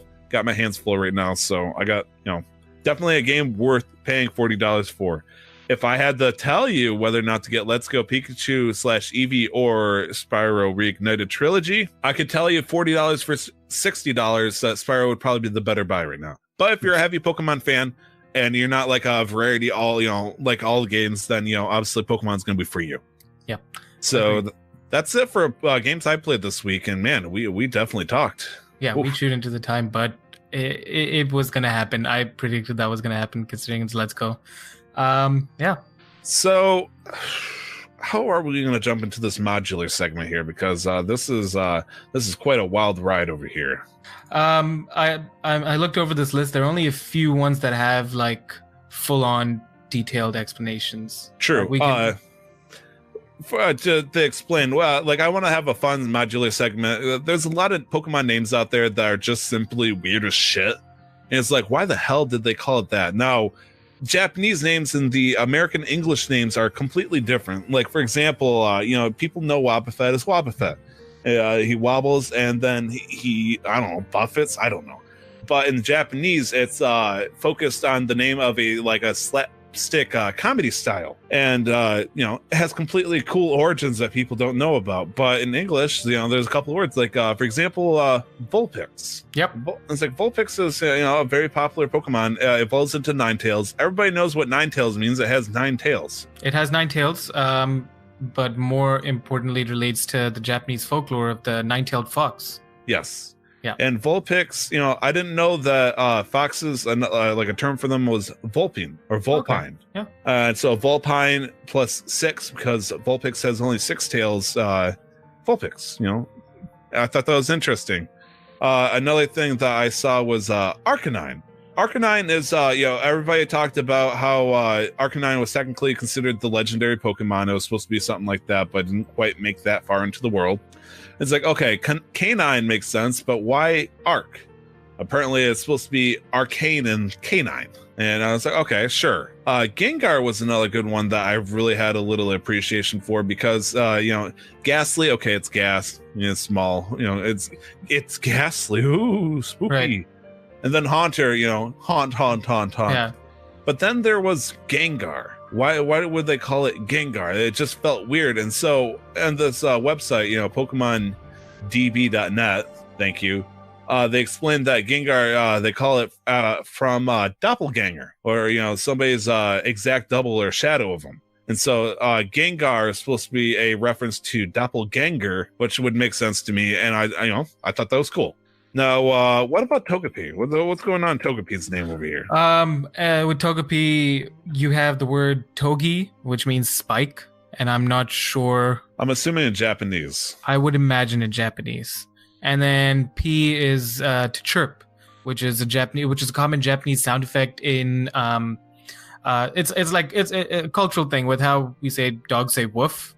It's not. I'm pretty sure that's almost universal, but it's not the same like across the globe. So it's one of those cultural things, and it's how they have the sound effects drawn out or written in manga. And then so same thing with the with its evolution, Togetic, Togi, Spike, and Tick in lieu of Chick. Okay. Yeah. One that I really saw first, and I saw you already put it on the list, was Ampharos. Yes. Now, I personally love Ampharos. What a tank. Special defense high as hell. Special attack hits really solid, and then gets a Mega Evolution hit. Big fan of it back in Gen 2 days, yes. And so it's a triple compounded word. Triple whammy. You've got Ampere, Pharos, and Pharaoh. And Ampere is a unit of electrical current. Makes sense there. It's an electrical type. Pharos is Greek for lighthouse. And so I can see that because it's tall. And I'm pretty sure it's the Pokemon in charge of the lighthouse. Exactly. And it's Pharaoh. The Pharaoh is an ancient Egyptian ruler. And I can sort of see that with the design, and it references here as well that Ampharos was designed after like a pharaoh, and you can sort of see that with the colors and the design pattern. So it's interesting because they triple whammy this. I'm assuming they probably did the name afterwards, or I don't know. That's what I think. I was looking at a lot of these names and just looking at the Pokemon, and I'm pretty sure that for a majority of this is an assumption I'm making, that for a lot of them that they design first and then come up with the name. I'm sure they have very specific ones where they're like, all right, we need to have a Pokemon that has a name like this and that sort of does this or does this. Right? I honestly feel like they would have had to do the Pokemon design first, honestly, because I don't know. I have no idea. For Ampharos, yes, I would agree. Ampharos would be like a legendary thought process on how they came up with that name, because Ampere makes sense because it's electric type. But then they whether or not how the sequence of events happen here, it's like, oh, let's put it in a tower. Oh gosh, Jasmine, this Pokemon's sick. Oh god, and it's like, okay, Ampharos, that is Greek. Was it Greek? Pharos was Greek for lighthouse. Yeah, for lighthouse, and so Ampharo. Okay, that's cool. But then it's like, we got to put one last thing on it to get the extra edge. And it's like mind blown 5th level explosion mentally and all that stuff. Yeah. Pharaoh. Yeah. Has no correlation whatsoever. But you know what? We're going to make a 3-step name. And then, so Ampharos just gives a Pharaoh ear look, has a lighthouse part of the name and symbolism for it. And just the fact that it was electricity, I thought that was cool. I would like to think that for certain like legendaries, when they're designing legendaries, that they figure out lore and stuff first before they even start designing, and they sort of name around that. And for me, that would be the elemental dogs. So Raikou, Entei, and Suicune. Like, all right, we want these puppy dog like Pokemon, the legendary, sure, one for each element. And so they sort of already have like, all right, we kind of know what we're going to be putting in their names. So I like to think that for some Pokemon you have that sort of process, but for a lot of them they design first and like, all right, let's name the son of a bitch. Fair enough. The next one I put up here was Xatu. Oh, I hate Xatu so much. Now, you could say Xatu or Natu, depending on what evolution. So I did not know this, but in Samoan mythology, Atu, A-T-U, was considered the first man in history. Yep. And so I don't know why they call it Natu. They don't point out that the N has any reference to anything. But so Natu and Xatu, in Xatu they say that the X is just considered exotic to Atu. Mm-hmm. And we know Xatu is the kind of Pokemon that can predict national disasters and all that stuff. Right. Has the ability of foresight.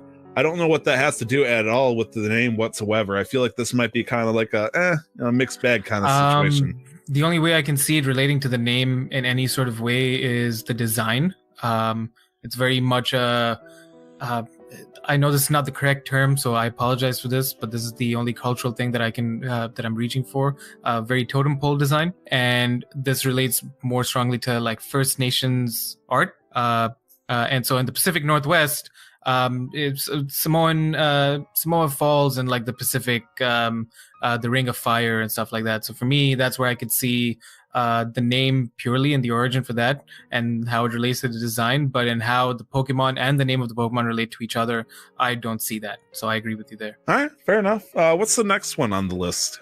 Let's see here. We've got Girafarig, and I just need to find Girafarig. We've got... It's interesting because I always call it Girafarig or something like that. It was just some weird name. It's one of those Pokemon names that I just feel like it's just foobar at this point. Right, yeah. Interesting English side note. If it's a proper noun, you can pronounce it any way you want as long as you're hitting all the letters if it's English. Oh, cool. I could be very wrong. I'm terrible at English. Oh, did you just make that up? Probably. So we get the first part of it. Girafarig comes from giraffe, long-necked animal, and this is something I didn't realize until a few years ago, that it's actually a palindrome. Girafarig's name is a palindrome, and that makes sense all in its own because it has two sides to it. But it's not the exact opposites. A palindrome. Is a word that one half is equivalent to the other. So Girafarig is Giraf, and then it repeats itself, but in a reverse order. So it goes Giraf. See God. Yes, so it's a word or a phrase where if you split it in half, the order of the letters are the same, except one half is reversed. Right. Yeah. Kind of like Eevee. Exactly like Eevee, actually. And I don't know why. I like to explain things in long, convoluted ways and not the easy way out. It's okay. So, a lot of people are like, Arbok is Cobra backwards. Ekans is Snake backwards. And Muck is ... And then everybody's like, oh, they forget that, they try to apply it in some of the other Pokemon. And then Girafarig, like their third eye opens like, oh, I understand now. This makes so much sense. And people don't know what it's called, and it's a palindrome. I thought it was cool. Now, this one, this is starting to go into the territory where you picked some Pokemon here. What's going on here? So we've got Lucario and Riolu. Riolu and Lucario. They're both based off a mythical metal, Orichalcum. And Riolu is the Japanese syllables switched around, and Lucario is the Japanese syllables reversed. And I don't really know. I haven't done much research into the metal itself, but Yeah, but I thought yeah. that was interesting. This is one of the few that were not related to the shape, the design of the Pokemon in any way. Yeah. I was gonna say I'm trying to think like if there's any correlation. I mean, it's a steel type, so maybe the name of it sounds cool first off, and I guess more B, they want to make it sound like it has a cool, tough sounding metal, even though it still gets torched by fire types. Yeah, I guess purely they wanted to focus the mythical aspect on it, because if we go lore wise, Lucario's are very much a an energy Pokemon. They're like, he uses the power of Ki or Chi. Yeah, and so I guess that's the connection there, and the fact that they're also like part steel type. All right, and you got Musharna, which Musharna. Musharna. Musharna. This is another triple whammy. I would like to start it off with Muna, and it gets deeper into explanation here. All right, so Muna, whatever we want. It's based on 2 words. It is a psychic type Pokemon. First word is Muso, which is Japanese for dream, and the second word is lunar, in relation to the moon.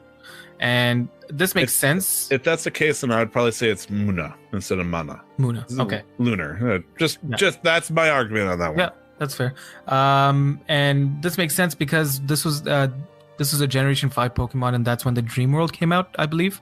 And so these are the mascot Pokemon of the Dream World.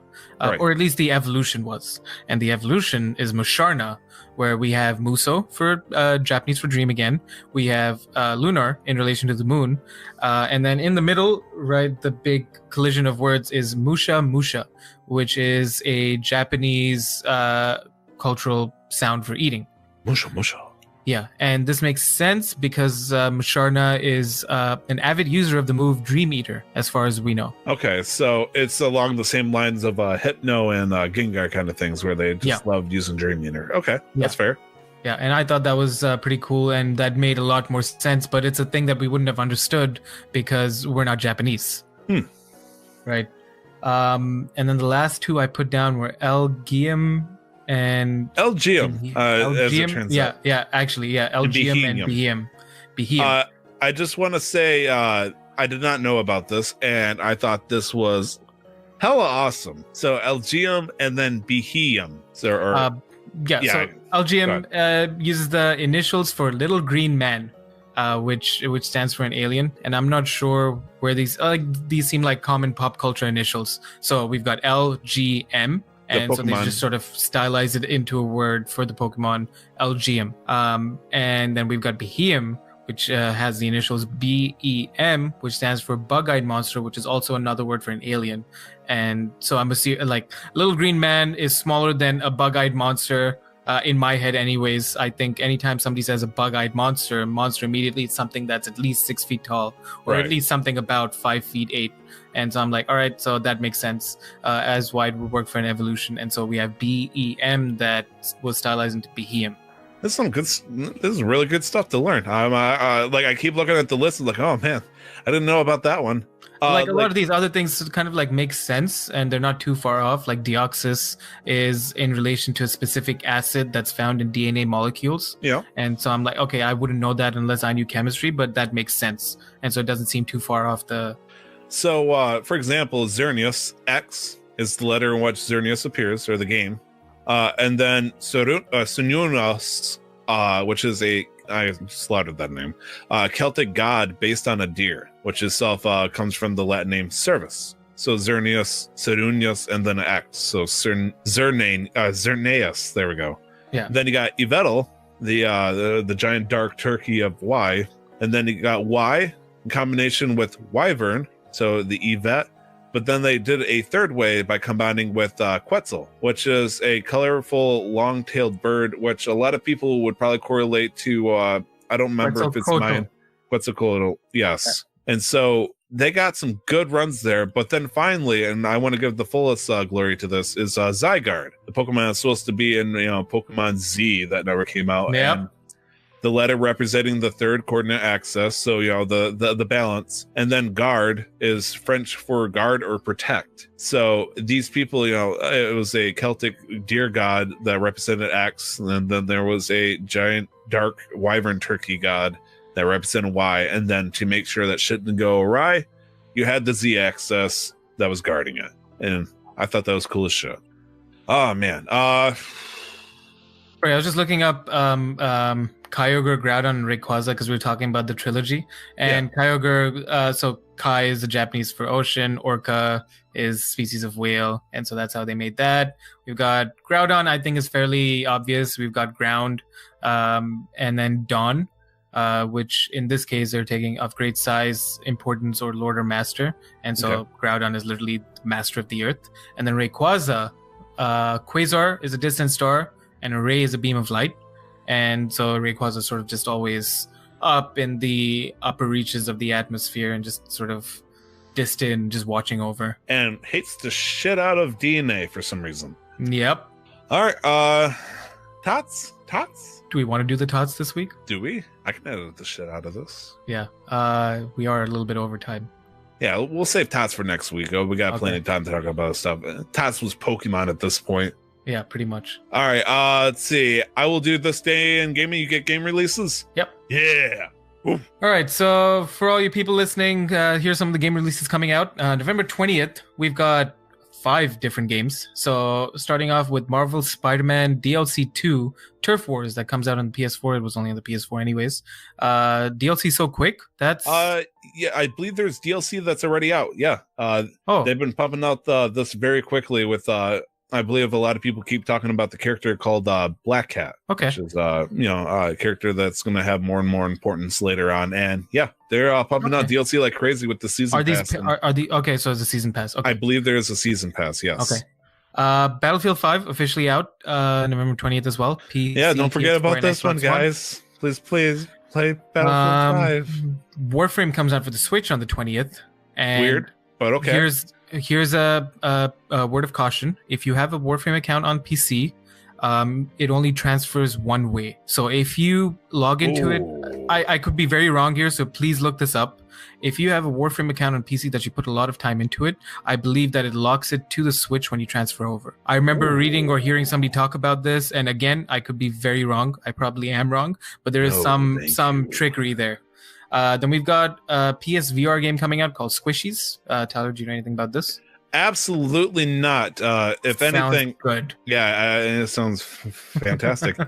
I don't know when the game Astrobots comes out, and in fact, while I strangle about or make up words, I'm going to tell you about this game. So Squishies, it gave me a very I know nothing about Squishies. However, Astrobot VR, PS4, PSVR coming off of the the PlayStation 4 is a fantastic game according to the people that I've heard about it. Understood. It's out right now. Okay, cool. It got released on October 2nd. Never mind. Anyways, Astrobot is out now. Yeah. Last game for the 20th, Experiment Gone Rogue, Steam Early Access. So it's actually not out, but just so you're aware, that's the official early access release, that it's out on the Rift and the Vive. Nice. Yeah. So definitely a higher up there VR game. Then we've got 2 more games, both on the 22nd of November. We've got Woodpunk that comes out on PC and Battery Jam that comes out on the Switch on the 22nd of November in North America, but December 4th in Europe. Tyler, do you know anything about either of these games? I certainly don't. So Batter Jam is something I would not want to have on Nintendo Switch, but if it was just a game, then Batter Jam is a game that's currently out on Steam for $15 right now. Obviously, it's going to come out. It's probably going to be like $25 because that's how it goes. From what I can tell, it is a puzzle battle game. Think Bomberman style, where you're playing on a platform, trying to knock each other off the platform and all that stuff. But instead of using bombs and power-ups, you're going to be able to color the map or the ground that you're stepping on with different colors. It might give you different bonuses. And you're going to have power-ups that you can shoot each other throughout the arena while trying to dodge specific hazards.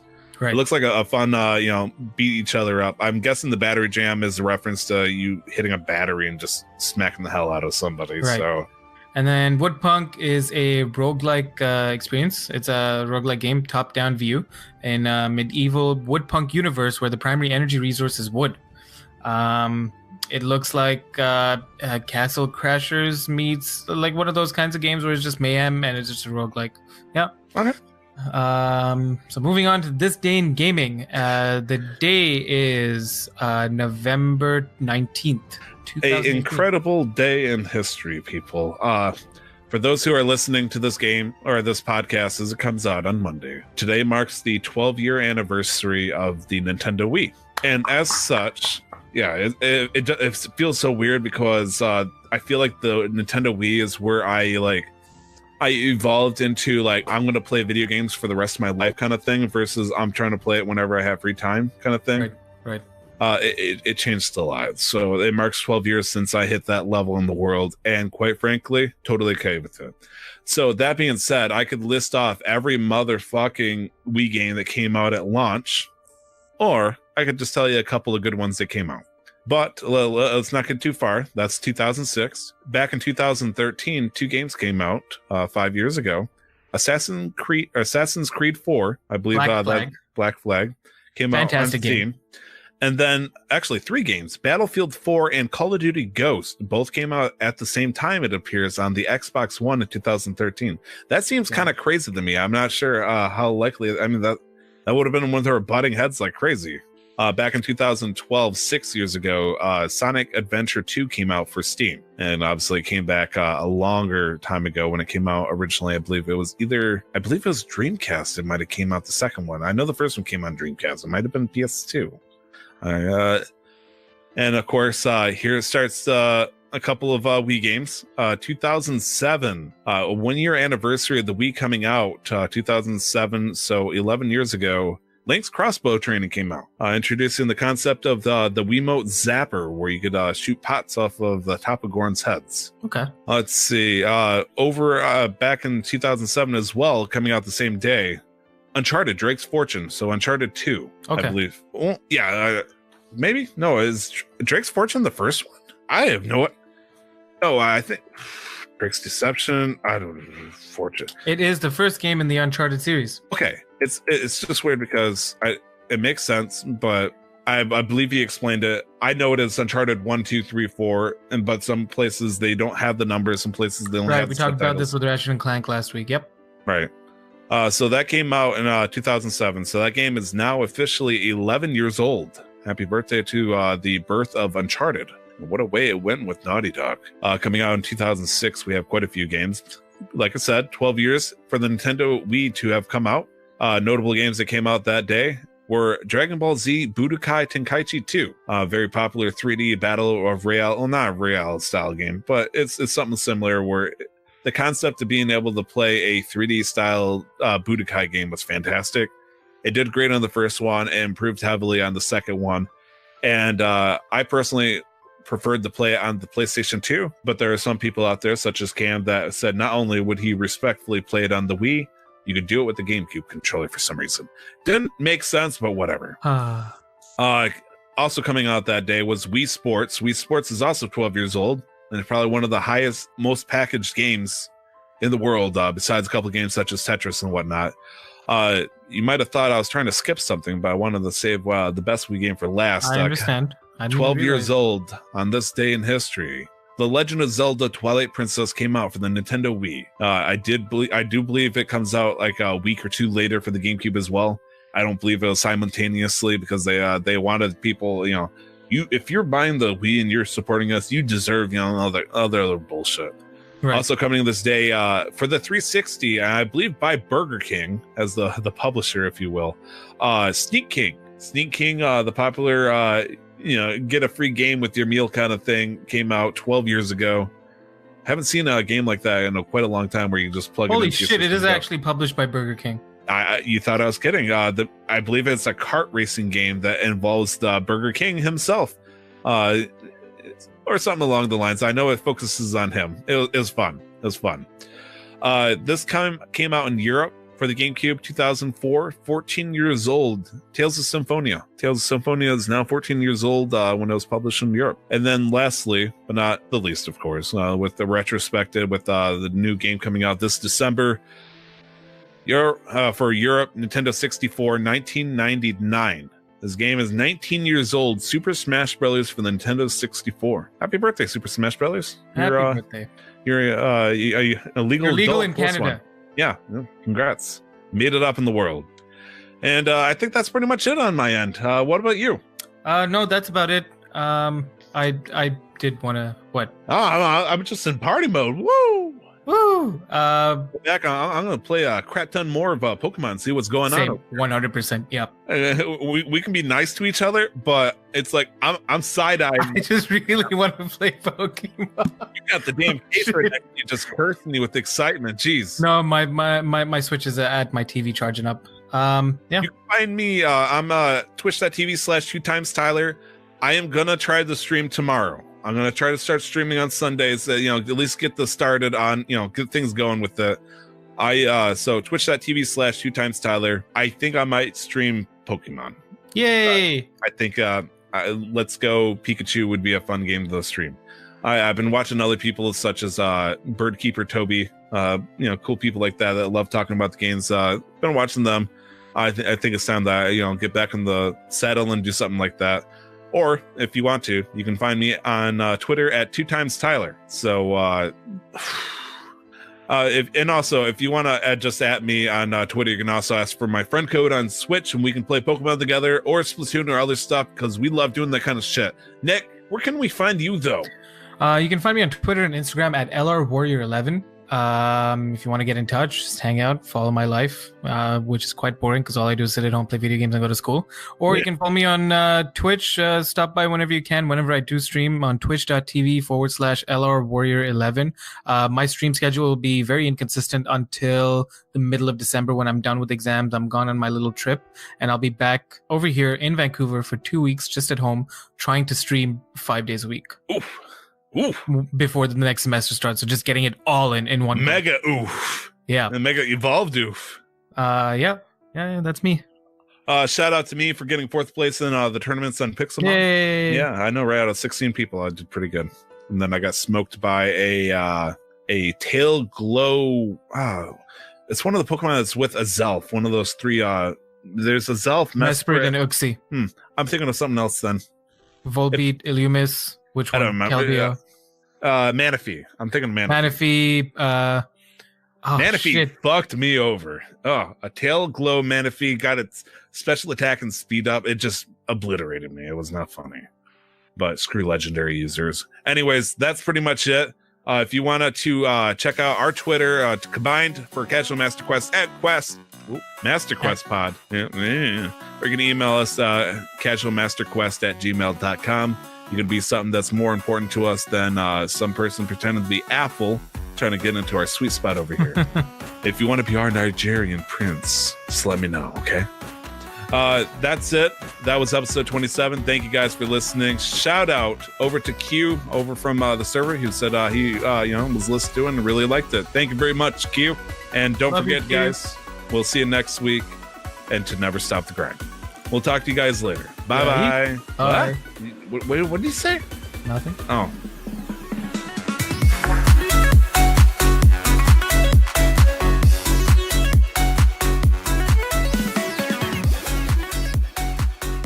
Find more of our work by searching for Casual Master Quest on iTunes, Google Play, and other podcast players. Check out what we'll be doing next week on Twitter at MasterQuestPod. Okay. Yeah. What's that? What's on your Twitch Discord? It's full on set up to be like my community Discord. Do you know what I mean?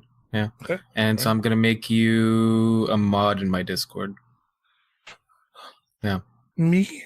Yeah. Great. I just got staff positions twice in 1 week.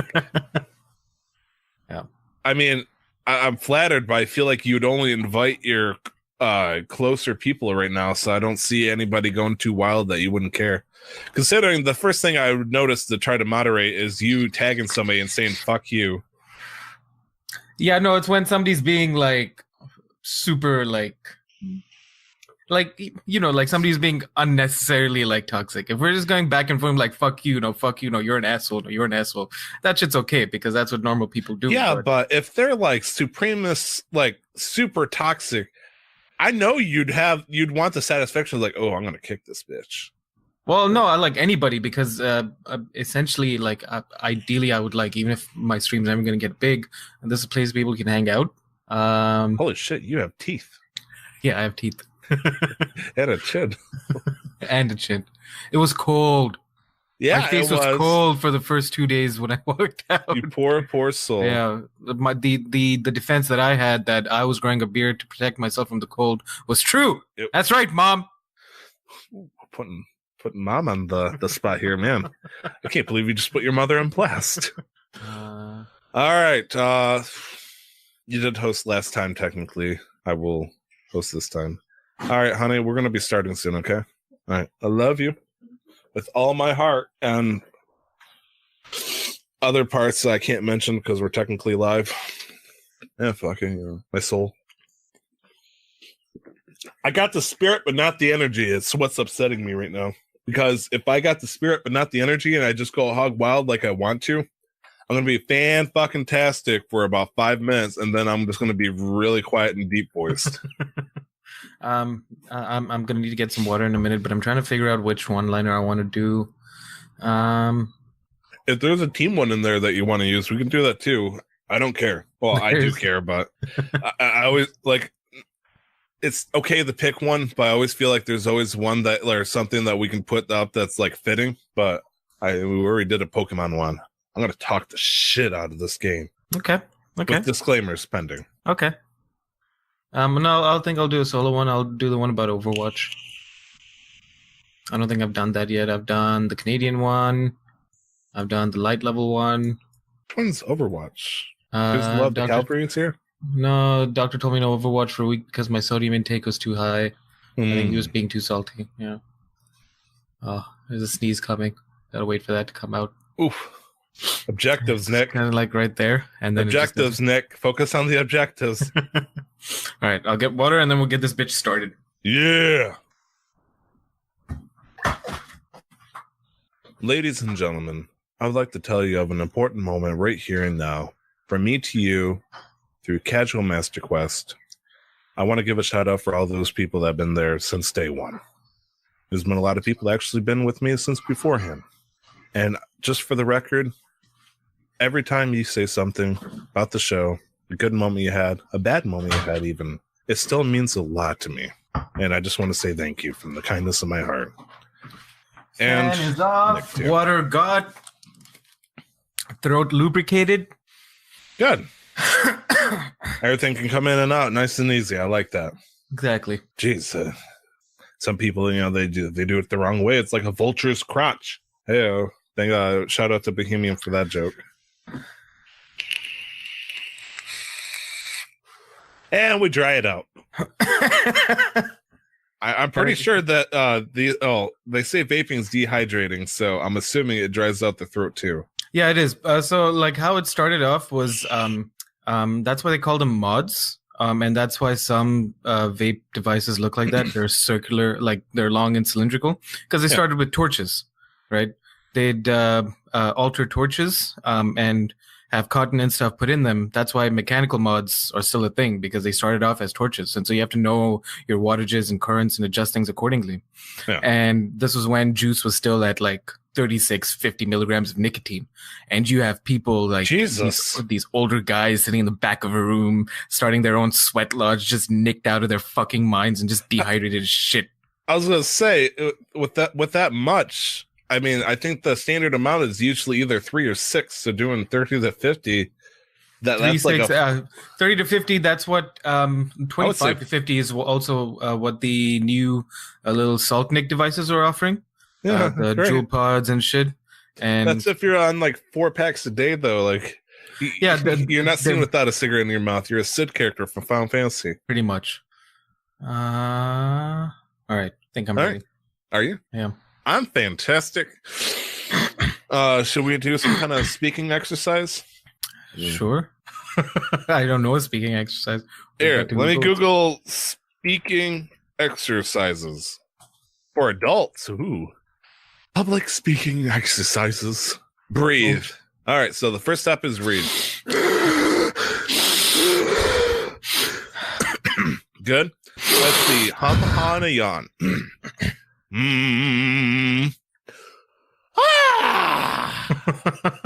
That was my yawn. Was that a that was that was a yawn. Let's see. Mirror, mirror on the wall. Let's see. By looking at video yourself. Okay. Hey. Well, that's done already. Recording. What's the quality of your voice? Fucking fantastic. Eye contact. Oh, I should look at the camera for this. Yeah. Sounding real. If you're saying I'm really happy to be here today, but sounding like I'm totally bored and I can't get off the stage, your speech is going to create conflict. I'm fucking fantastic and I can't wait to be here today. Who's with me? Sure. I want to say these are not speaking exercises. Oh, those for a public speech. So those are confidence exercises. Yeah. Yeah. Mia, Mia on the wall. Who's the sexiest one of all? Me. Fuck.